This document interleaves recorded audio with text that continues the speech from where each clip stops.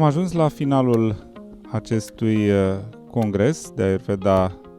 ediția 2019 și am parcurs o serie de teme cu o aplicabilitate care s-a dovedit a fi foarte eficientă a principiilor și noțiunilor tradiționale ayurvedice. Am putut să remarcăm astfel că Ayurveda este de foarte mare folos atât în practica personală a celor care urmăresc să își îmbunătățească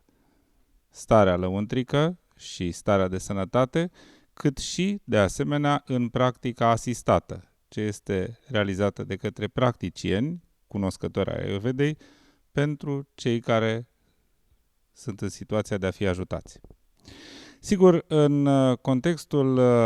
expunerilor de astăzi au existat teme deosebit de interesante și putem să vă spunem acum în final că suplimentar, pe lângă temele care au putut fi vizionate în această sesiune, mai avem alte 3 subiecte care vor putea fi vizionate mâine într-o sesiune de după amiază. Lăsăm deci această sesiune de înregistrări disponibilă pentru mâine și ne bucurăm cu prilejul acestui final de eveniment de astăzi să vă spunem că pentru acest an Ayurveda ne-a oferit din nou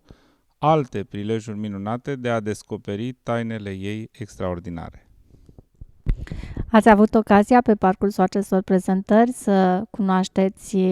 oameni care au înregistrat succese reale în practica lor, medici și terapeuți, care au îmbinat într-un mod, am putea spune, strălucit cunoștințele din sistemul medical actual cu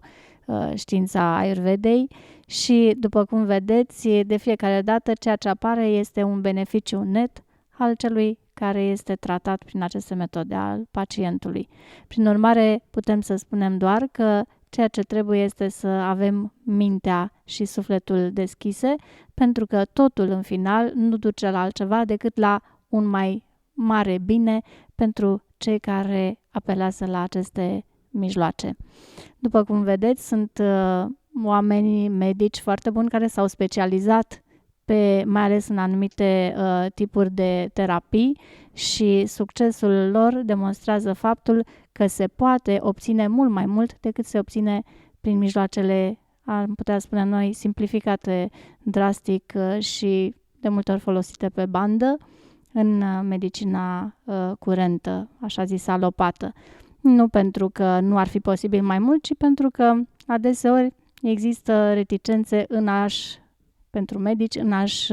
completa arsenalul de posibilități și cu ceea ce este considerat, așa zis, neconvențional. Deși în cele din urmă, noi ca oameni, chiar și în ipostasul de pacienți,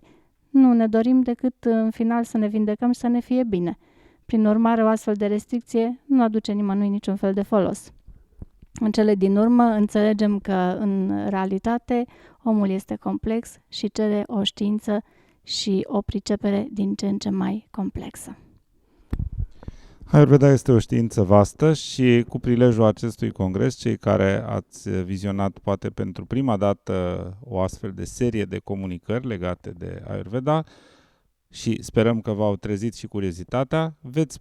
aveți posibilitatea de a participa, cei care doriți, la cursurile de Ayurveda care sunt organizate de Asociația Națională pentru Promovarea Medicinilor Neconvenționale în mod periodic. Ele au o periodicitate săptămânală și acoperă peste 30 de specialități din știința tradițională ayurvedică. Este o cunoaștere vastă care poate fi studiată într-un mod sistematic în cadrul cursurilor de Ayurveda ale AMN România. Vă mulțumim pentru participarea la acest eveniment și vă așteptăm la următoarea ediție. La revedere!